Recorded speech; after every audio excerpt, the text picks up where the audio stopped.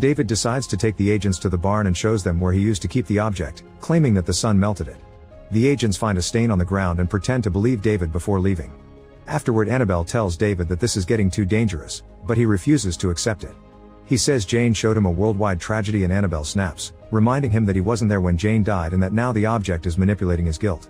The next morning, David goes for a walk outside and is shocked to see huge flames coming after Annabelle, but it's just a dream. The next time David goes to the factory, the agents follow him.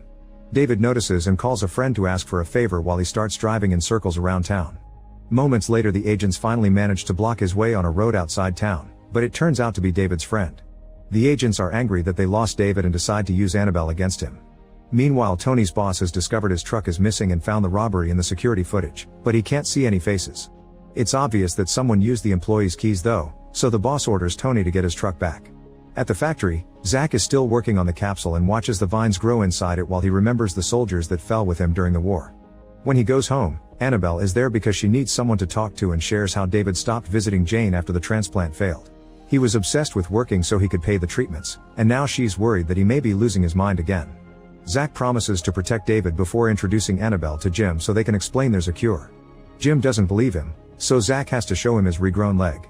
Still believing it's a trick, Jimmy turns down the offer even though he's missing multiple limbs.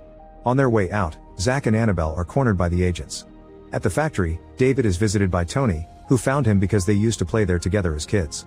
He freaks out when he sees all the stolen goods and refuses to lose his job over this, so he tries to call the police. David panics and jumps on Tony to try to take his phone, so Tony quickly retaliates by punching him. A desperate David kicks him off and Tony crashes against the table before falling unconscious. However, when David takes a closer look, he's devastated to discover Tony hit his head and now he's dead. Hearing Jane's voice, David burns the body.